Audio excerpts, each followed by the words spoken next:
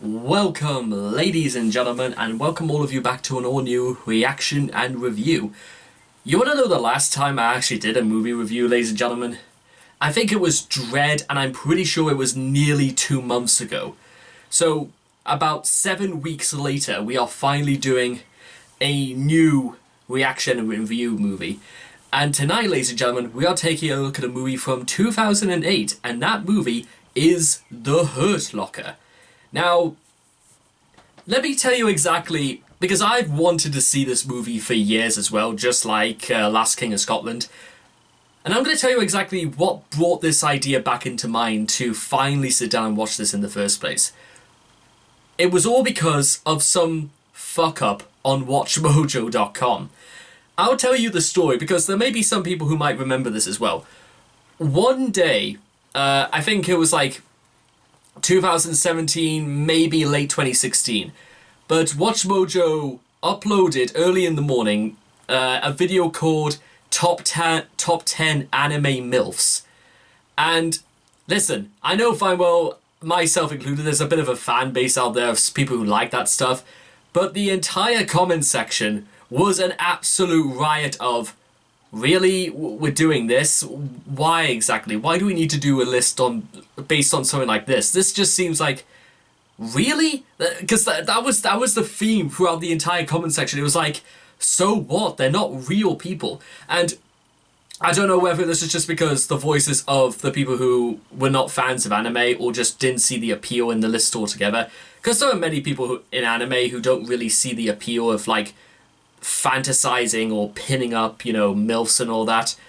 Now, to be fair, WatchMojo doesn't make these lists up. It's the people who submit the lists and people who vote for their favorites, and in the future it might get made into a video. What I'm trying to say is that WatchMojo still have the last word in terms of putting the videos into production. So, a few hours later, WatchMojo comes back and they do a video called Top 10 21st Century War Films or something like that.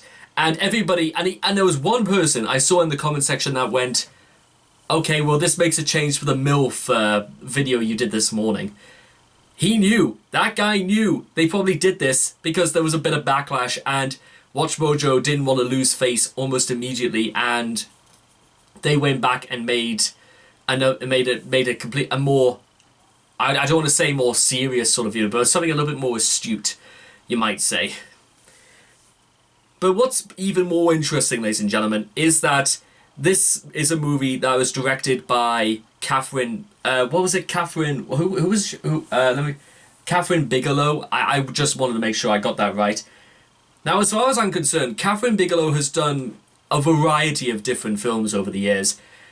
One of them, including, is Zero Dark 30, where she directed it as well. That's another movie I've wanted to see for years since basically it came out.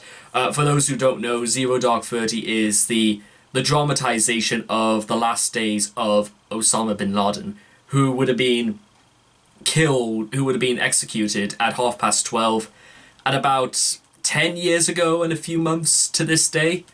It's because I'm making this video on the 6th of June, you know, details. And by the way, in case you're wondering, this was, I think, this is the very first movie that was in which a woman won an Oscar, or, well, they call it an Academy Award, according to, you know, IMDb, for a female director to win Academy Award for directing.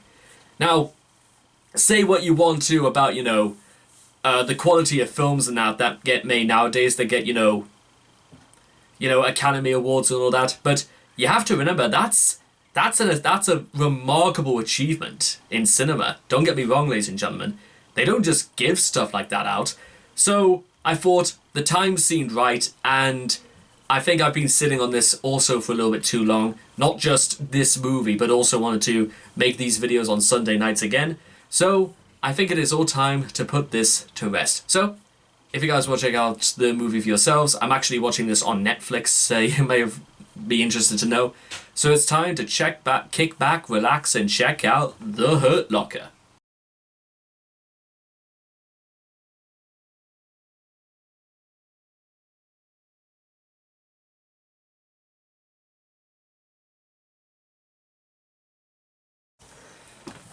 Well, ladies and gentlemen, that was The Hurt Locker.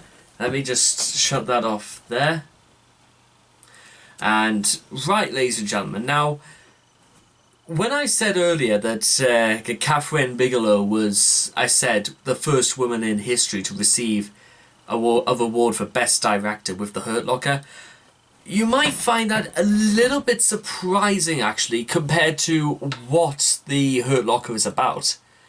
You see, kind of like the movie and I must admit, I'm now beginning to see a little bit of a pattern in this. You remember how I talked about the movie I, Daniel Blake before, and how its story is incredibly bare bones and incredibly simple? Because it is. And I made a thing about how that is so effective because it's just basically a movie where they tell you everything that happens, and it's more about how the characters deal with the situation. And The Hurt Locker is no different. The movie is about Sergeant William James joining a bomb disposal unit called Delta Division, where he works alongside guys like Sergeant Conroe and Sergeant Elbridge and Sergeant Cambridge. All of them are quite. The cast is actually it's quite a small cast. Like it's mostly about the interactions between Elbridge, Conroe, and James. James, who's just arrived on the squad after his previous bomb disposal officer Thompson had been killed in the opening scene to the movie. It's actually really, really striking, ladies and gentlemen, about how it begins, because you have to remember is that even if I was to believe that this was filmed on location as opposed to on set, two things you have to point out with this. First of all, one, this was shot. If it was shot on location, then it really don't really have much reason to disbelieve the fact that it could have been filmed in Baghdad in Iraq. Second of all, is that you have to remember is that the movie came out in 2008. This was during pretty much the peak period of the wars in the Middle East between Iraq, Iran, Afghanistan. It was, listen, I know I can't necessarily specify too much information about the wars going on in the Middle East during the 2000s, mostly because even though I heard about them, I was a little bit too young. I wasn't even 10 years old when that sort of thing first happened. So I can't necessarily say for certain about, the rights or the wrongs of such a thing, because, to be fair, the movie doesn't really. This is very, very interesting what I found about the movie, and it's kind of also it's very similar to the likes of Full Metal Jacket. Obviously, yes, there is a war on, but it doesn't really explain about the rights or wrongs of the matter. It mostly just shows, well, what on earth are they supposed to be doing in that country? Or the movie just shows you basically Delta Division going through the days of their rotation. And it shows in the beginning to end, like, days left in rotation, something like 38, 27, 13, and then 2, that sort of thing. And the movie is just, it kind of just goes from a little bit from just day to day, just letting these characters go about their business of trying to dispose of bombs in quite I wouldn't want to say the most tense scenes you're going to see on in film, but they certainly have quite a lot to offer. Because there's this great part where James just straight up takes his protective gear off and just says, if I'm gonna die and up this close with 8 IED bombs in the trunk, and obviously no suit is gonna protect me from that sort of thing, so I may as well die comfortable. James, you'll find out very early in the movie, is that he's a bit reckless with his approach compared to what Conroe thinks about him. James wants to go about the opinion that he just does things just because they're a bit off the wall, but it's the quickest way to get attention. It reminds me a lot about how Mississippi Burning sort of like went about its troubling sort of back and forth relationship between was Hugh Jackman wasn't in Mississippi Burning. Who am I thinking of? Daniel Defoe and who was some other actor, I think, who was in it. So the point I'm trying to make is that it's a really interesting dynamic because Conroe even looks to Elbridge and says, well, for somebody as reckless as him, I could just like that and he would immediately have been just forgotten about. Nobody would even be that impressed. Not even with someone who's had over 875 IEDs defused while on duty. It's basically his life, and it's his day at the office for James, and he just does things just he does all these things very naturally. And the movie just kind of goes back and forth. You see these guys in the desert, you see them under fire, you see some other soldiers and that get executed. You see very, very harsh decisions sort of have to be made. Like Elbridge talks about... Elbridge has this thing almost throughout the movie where he talks about, you know what, at some point he knows he's going to die in this war, and he knows he may as well... You get the impression that he believes in, he's going to make... He believes if tomorrow is going to be his last day, he's going to make it last. He kind of has the opposite philosophy. He knows he's going to either live or die tomorrow, but he doesn't. He seems very. He doesn't seem particularly interested either way. He plays Gears of War on Xbox in Camp on Camp Victory. I should point out that was a detail I probably should have definitely want to pick up there. So Elbridge plays Gears of War. Shakespeare, basically Cambridge, comes by and just tells Elbridge, "Is this really what you want? Like, what did you even sign up for this war in the first place?" Cambridge has a pretty, what the hell are you even doing here, Elbridge, sort of attitude about him. But it's sort of to get Elbridge to consider what exactly he's supposed to be doing with his life. Even to the point where Elbridge has to secure his first kill against a man leaning on a railway, bridge. It's really interesting because Elbridge seems perfectly fine from that point for the next 20 minutes when he's, loosening up with Conroe and James. And then, out of nowhere, the guys go to a building to look for more bombs, and they found out it's sort of like a bomb-making factory. And they discover that one of James's friends, this 8-year-old Iraqi kid named Beckham, who sells DVDs, they find him dead, blood staining his body because they were going to insert bombs into him so he could be a remote detonator. And James, reckless before, goes on sort of like a rampage where he said he's going to find a way to bust open exactly who the people who did that to Beckham. And you might think to yourself, that's sort of where the movie is sort of like going to have its like climax, that the guys are going to go find whoever did this to Beckham, and then just there'll be some lesson to be learned. As it turns out, on the night they go out, they find out that an oil tanker has sort of exploded in the middle of the road by another supposed remote detonator. Elbridge manages to get himself kidnapped while he, Conroe, and James sort of like went to investigate who could have had the perfect angle to detonate a perfect target. And as a result of their sort of like hijinks, Elbridge whilst getting kidnapped, he accidentally gets shot in the leg by James, and Elbridge basically has to be taken away to hospital back in the States, or at least farther away from Baghdad. And Elbridge basically comes full circle and calls James out on his, his very, what you might call reckless abandonment for this situation. And how he's got to start taking, fears of, that's what you should think about that before you decide to open fire on people.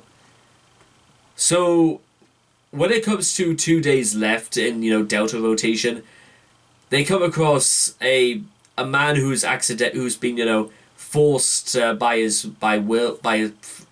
the skin of his life to, carry like at least a jacket, at least strapped with at least 10 bombs from back to front, all equipped to, watches so they detonate at an exact time, and they've basically been bolted to his chest. And James has to make the really uncomfortable decision of, is it even feasibly possible to save this man? He tries as long as he can to stay with him, and Conroe just spends the entire time saying, let's just shoot him because he's a dead man anyway. Conroe goes through a very interesting sort of like character development throughout the film. Is that he starts off, jokingly, he knows he's got a job to do and he's got to take authority when he is, to when he's just straight up saying that he wants people to be shot because there's nothing more that can be done for them. James, however, still wants to go through the procedures as normal. He hasn't failed to deactivate an IED once in the film, but even then, with just like about 10 or so seconds left, he knows fine well there's nothing that can be done. And almost similar to how the movie opens, the bomber blows up and James nearly dies in the exact same way to Thompson in the beginning of the film. Fortunately, James doesn't die, and he and Conroe have a sort of like a heart-to-heart whilst in the Humvee. Conroe revealing he feels as if like he's got nothing else to look forward to, but he hates Baghdad anyway, so he doesn't know what he's going to be doing. He doesn't even have a child. He makes that quite plain in the movie, that he wants, I don't know if it's that he wants children or he wants someone to look up to him. I think that's what the allegory is he wants someone to look up to him. Meanwhile, James has a wife who doesn't understand him and a baby who will never understand at his age anyway. It's very interesting, I think, when you cut to the end of the, sort of like the last scenes of the movie where James is back in the US, he's in a supermarket, he's trying to fit in back into his old life, and you can see when he's looking at the thousands of boxes of cereal that he realizes that he's come back to this? Really? And you can see his frustration. He even punches like a box of some kind. I think that's what like Buzz Aldrin even did that when he came back from the moon, realizing that he's got to come back to that life. And he has to, you see him when he's like pulling, leaves out of the gutter, and the sky was choppy, it was raining. He talks to his son about, you grow out of the things you love so much until you feel as if, like, there's nothing left to love. I know it sounds like lunacy, and probably it is a sign of lunacy from how he's doing it. Because you can tell the thing that James really, really wants more than anything else in the world is to be back in Baghdad. He wants to be back in Delta Division. He wants to go back to his job. That's what it feels like. He feels like it's like being unemployed. He wants to go back to his job. He wants to go back to his work. His wife isn't giving him anything he wanted, or it feels dissatisfying to say the least. His son just... I don't really know what James's son really has done wrong in all of this, to be honest. I think it's just because James wants someone to relate to him, or at least someone to understand him, and he knows fine well he's not going to get that from his wife, or divorced wife, or something like that. And you see at the end of the movie that James is back in Baghdad, and the rotation is for another 365 days. That's like... I've read plenty of books before about people who feel far more acquainted in a certain place in the world than they would do in a place they've been in all their lives. And I get that. I get where they're coming from. And the thing is, I know it's what I said before, is that it sounds like lunacy. You want to be back in somewhere like that. But that's what James wanted, and it was all he could think about. I mean, he valued his time with Sanro, and he valued his time with Elbridge. He valued his time very much. He valued his time with Beckham. He valued what he did to save lives. And the thing I just want to just straight up say right now, in terms of like Catherine Bigelow's direction, is that the story is really as simple as that. It's just watching some guys in Delta Division just go about their job. And the reason why it's so fascinating is because there's no terrorist plot. There's no overarching big villain to defeat. There's no woman to impress. There's no real high stakes. I mean, every day is basically a high stake compared to, in their surroundings. And just like in I, Daniel Blake, it's almost everyday life. People pass by, look out of windows just because this has become their lives. Watching giant armored Humvees with Americans all from all parts of the US, all coming just to fight some confusing conflict that even if I fully understood it now, I still feel as if, like, similar to the conflicts that happened a few weeks ago between the Palestinians and Israelites. How did Dave Mustaine say it again? Killing for religion is something I don't understand. And it's a phrase that I take quite well because it's, again, a phrase I don't understand at all. And it would take a lot of convincing to get me to, I don't know, try to at least try to explain it in a way that... I would honestly ask for somebody to try and explain it in a way that I would be on board with. And then try again, because I do not agree with that at all. It's as simple as that. I can't compromise on stuff like that. You just can't. In the same way that James can't compromise on the fact that he was much happier where he was now, as opposed to now that he's come back to what you might call normal life.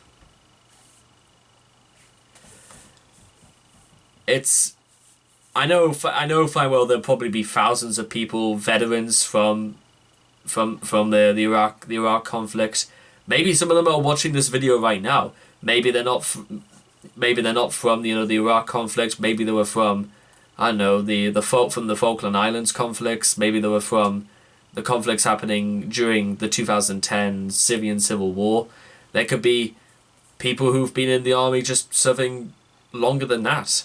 Maybe conflicts throughout Northern Ireland over 50 years ago, long before the Good Friday Agreement. There could be people who've just sort of been in the army, just had a taste of it and realised it wasn't for them. There might be people like that watching at this very moment. And listen, I tried to get it. I know I've said this before, but I tried to get into the army myself, and they turned down my application on the grounds of my Asperger's. They said that was, well, they didn't say that was why they couldn't accept me, because of my issues with my shoulder. They didn't say, again, they didn't say what it was that they were going to turn down my application. Okay, well, I know I've been over this before. It was, we just come to inform you that we have assessed your application, and unfortunately you do not qualify, and we'll be turning down your application right now. Goodbye. That was basically the whole call I had to say that I did not get in. I don't know if you could say that was a very, very abridged version of the conversation. But I can assure you guys it was not more than 15 seconds. I'm being completely honest about that. But curiously enough, and Catherine Bigelow probably may, I don't know whether or not she may agree on this idea or not by the time, if she ever sees this, possibly not. But I'm going to give it a go anyway. When you want to say anything or make any sort of real opinion about war, or specifically what kind of war or what type of war you're talking about, it could be the Spanish Civil War, it could be the war in Vietnam, it could be the Korean War, it could be conflicts in Northern Ireland, it could be through, it could be through the Iraq wars, it could be through the Syrian Civil War, it could be through the most recent Israel and Palestine conflicts. But curiously enough, ladies and gentlemen, when anybody writes about any subject of war, and I love the way Catherine did it herself, and I'm just going to say everybody, consciously or unconsciously, writes as a partisan. They write purely from their perspective. And this is also becoming something a little bit of like a policy that I like to have on this channel now. I have a motto, a saying, and a policy. So I know I've said this somewhere else in my catalogue of videos, But just in case I haven't, I'm going to say it right now. The policy of this channel: beware of my partisanship. My mistakes are fact, and they have been caused by me seeing only one true corner out of events, my own. And please beware of when you read of any other subject matter, especially on the very difficult and confusing and very, very complicated issue of war. Because it's far more than just people shooting at each other across a trench. It's far more than some fat bearded numpties sitting in powers of government deciding who and where they should die, who and where should die next. It's more than just cold. It's more than just inefficiency. It's more than just orderly discipline. It's far more than just that. It's about the people that perhaps have no other prosperities whatsoever. It's when you wake up in the morning and you're woken not just by an alarm clock or not by a screaming officer, but it could be simply by memories of perhaps shrapnel flying from the sky, maybe hitting you in the arm, maybe you see striking down a child, and then bursting into tears because the pain is simply overwhelming. Stuff like that, ladies and gentlemen, is almost at the bottom of any kind of war, because it's a repercussion. There are consequences to the acts of war, and I feel as if if people really knew exactly what that would mean, if people really took the idea of it wouldn't be the same for you as it would be for them approach, then maybe the idea of conflict would vanish, which you might think suits us all down almost too well indeed. So because of the feeling as if that I should be talking more about this movie, though in all honesty I don't particularly think there's much more I can say about this film, I'm going to say it's definitely a strange sort of comeback 2 months later into talking about movies again. Away from the comic book world and the world I pass by every single day, back to far off places and tales of destruction. It's difficult. Also, one more thing I want to say about this. It's very difficult, ladies and gentlemen, especially when you saw James back home. It's difficulty when you're just doing something all day, like doing chores, or even sitting in a room like this, surrounded by four walls. But it's difficult to imagine that there's actually anything happening in the world anywhere at this moment. You know, earthquakes in Japan, famines in China, political revolutions in Brazil. Don't need to worry about any of them. The new series of Gogglebox is going to start this Friday. Ant and Dec are going to be returning to the jungle in I'm a Celebrity, Get Me Out of Here in November. And it gives you an idea that sometimes, ladies and gentlemen, when you get a glimpse of the outside world, sometimes events, even when they're fictional, can play a far bigger role in revealing a far nastier and more devastating truth than any amount of dynamite or gunfire or roaring bombs could possibly overthrow. So anyway, I hope you guys have enjoyed this reaction video to The Hurt Locker. Please leave your thoughts and comments in the comment section down below. Let me know what you guys thought about the movie for yourselves. And I will hope to see you guys again in the next video. Take care. Bye-bye for now.